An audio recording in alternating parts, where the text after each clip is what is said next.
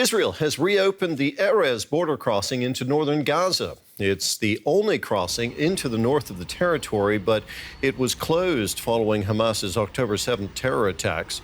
Aid agencies had been calling for its reopening for months to allow them to deliver desperately needed food and medicine to hundreds of thousands of civilians at risk of famine. For more on that, let's bring in our correspondent Rebecca Ritters in Jerusalem. Rebecca, how much of an impact will the opening of the Erez Crossing have on the humanitarian situation in Gaza? Well, first, Terry, I just want to clarify that this isn't really a reopening. Yes, Erez was open, obviously, until October 7, and it was closed subsequently, but it was never a goods crossing. It was always a pedestrian crossing, and now it is being used obviously because of the infrastructure that was there and that has been now rebuilt around that area to allow for trucks to cross through. So just not to confuse anybody that this is a reopening of a goods crossing. Now, of course, in terms of what benefit it will have, of course, every bit of aid, Terry, that gets through into the besieged Gaza Strip is making a difference, will help. Every sack of rice, every box of medical supplies. But this opening of Erez is by no means a silver bullet. Certainly, its location in the north of the Strip will get around some of the logistical issues that are faced by humanitarian workers trying to distribute that aid on the other side. It will be able to go straight into the north of the Strip, which is facing some of the worst conditions in the Gaza Strip. But, you know, we're seeing yesterday we saw 30 trucks pass through. That's a drop in the ocean, really, and we'll just have to see how many continue.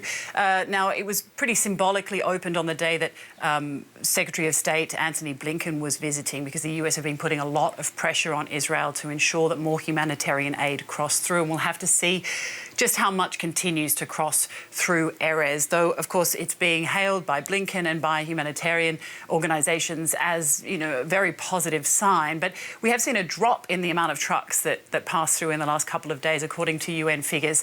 Yesterday, we saw 130 or thereabouts cross through. Not clear whether that includes those 30 going through the Erez crossing. I don't believe that does include those trucks. But from a few days ago, we were seeing many more. So whether or not Erez is going to have a major impact remains to be seen. And, of course, the UN warning that disease and famine are increasing inside the Strip. OK, so that's on the humanitarian situation in Gaza. What about the ongoing ceasefire talks, Rebecca, between Israel and Hamas? Has there been any movement there? Well, these talks are at a very precarious, very important phase. There has been an Israeli counterproposal that has been sent off and is now sitting on the desks of Hamas leaders who are mulling it over.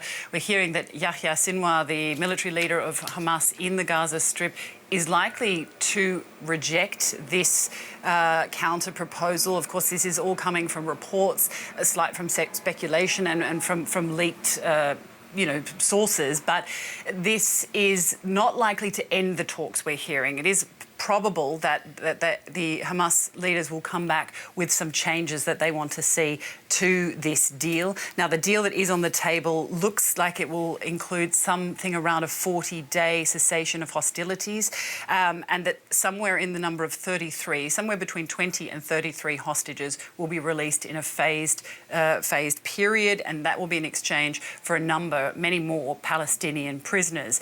Now, the sticking point remains that Hamas are demanding a complete end to hostilities. They want to see a permanent ceasefire, or at least the pathway to a permanent ceasefire, and that is something that Israel say that they cannot get behind. So, you know, we could very well see that this stalemate that we've been seeing over the last several months will remain, but we are expecting to hear a word from Hamas as early as today. Rebecca, thank you. That was our correspondent Rebecca Ritters in Jerusalem.